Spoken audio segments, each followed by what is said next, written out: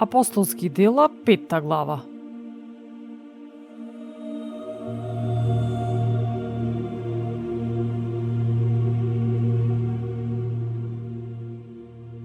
А еден човек по име Ананија заедно со својата жена Сафира ја продаде нивата и еден дел од добиените пари сокри со знаење на жена си, додека другиот дел го донеси и го стави пред нозете на апостолите.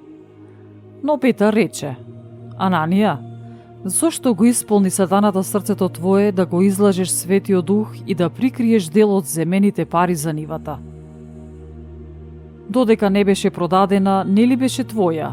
И откако ја продаде, нели беа парите во твоја власт? Зошто си стави на срцето свое таква работа? Ти не излажа луѓе, туку Бога. Кога ги слушна Ананија тие зборови, падна и издивна. И голем страв ги обзеде сите што го слушаа тоа. Станаа момчињата, го завиткаа, го изнесоа и го погребаа. А кога помина околу 3 часа, влезе и жената негова, не знаејќи што се случило. И Петар ја праша: Кажи ми, за толку пари ли ја продадовте нивата? Таа одговори: Да, за толку. Петар потоа и рече: Зошто сте се договорили да го искушувате духот на Господ? Ете, пред вратата веќе стојат нозете на оние што го закопаа твојот маж, и тебе ќе те изнесат. И таа веднаш падна пред нозете негови и издивна. А момчињата кога влегоа ја најдоа мртва, ја изнесоа и ја погребаа до незиниот маж. И голем страв ја обзеде целата црква и сите оние што го слушнаа тоа.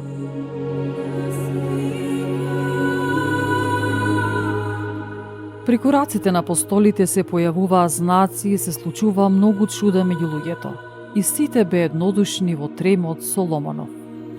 Од другите пак никој не се осмелуваше да им се придружи, а сепак народот ги возвеличуваше. И се повеќе се зголемуваше бројот на оние што веруваа во Господ, мноштво од мажи и жени, така што и по улиците изнесуваа болни и ги полагаа на постелки носила, та кога ќе помине Петар, барем сенката негова да осени некого од нив. А доаѓа во Ерусалим и многумина од околните градови, донесувајќи болни, мачени од нечисти духови, и сите се исцелуваа. Тогаш првосвештеникот и сите што беа со него, приврзаници на садукеите, стана и се исполнија со завист, и ги кренаа рацете своји на апостолите и ги ставија во јавниот затвор.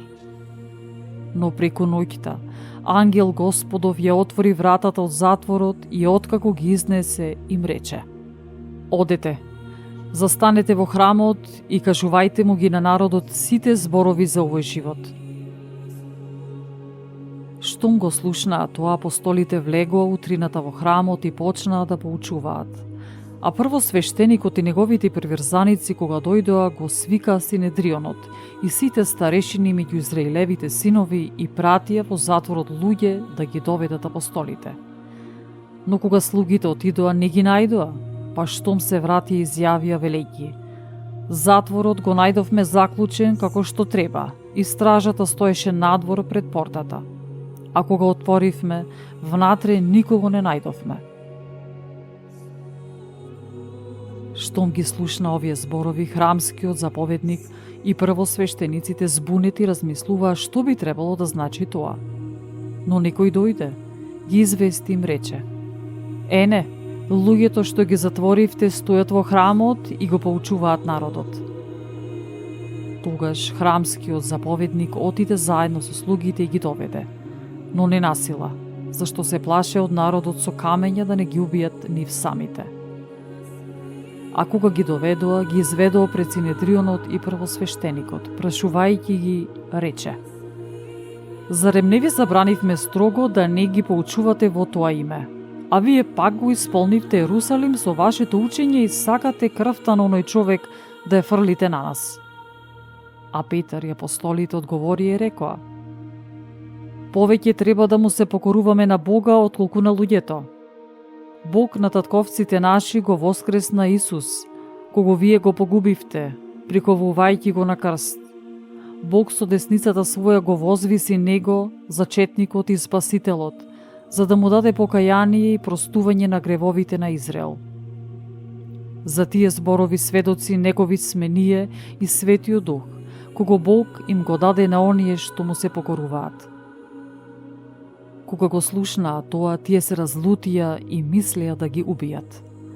Но во Синедрионот стана тогаш еден фарисеј, по име Гамалиил, учител на законот, почитуван од целиот народ, и заповеда за кратко време да ги изведат апостолите надвор. А ним им рече: луѓе израелци, размислете добро што ќе правите со овие луѓе. Зашто пред известно време се крена Тевда, кој зборуваше за себе си дека тој голем човек, и му се придружија 400 мажи. Тој беше убиен и сите што му поверуваа се разотидоа и исчезнаа. По него во време на пописот се крена Јуда, Галилеецот, и повлече по себе доста народ, но и тој загина и сите што го следеа се растурија. И сега ви велам, оставете ги овие луѓе на мир, не ги бајте ги, зашто ако е таа замисла или тоа дел од луѓе, ќе се разруши. Ако е пак од Бога, вие не можете да го разрушите. Внимавајте да не станете борци против Бога.